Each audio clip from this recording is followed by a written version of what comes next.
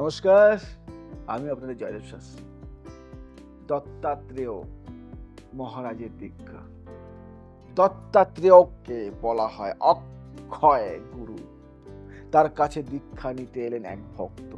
গুরু তাকে জিজ্ঞেস করলেন, তুমি কি প্রস্তুত? দীক্ষা মানে তোমার পুরনো জীবনকে ছেড়ে দেওয়া। কথাটা ভালো করে বুঝবে। ভক্ত রাজি হলেন।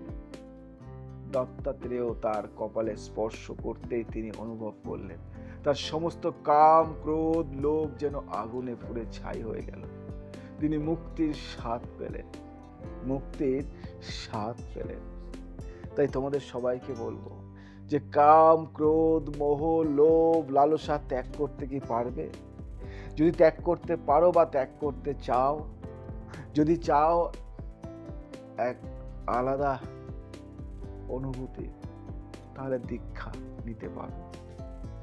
আজই নামটা লিখিয়ে দাও, মহালয়ার দিন বিশেষ তিথিতে তোমাদের দীক্ষা দান হবে এবং এই দীক্ষা তোমার মধ্যে এক আলোর প্রবেশ ঘটাবে।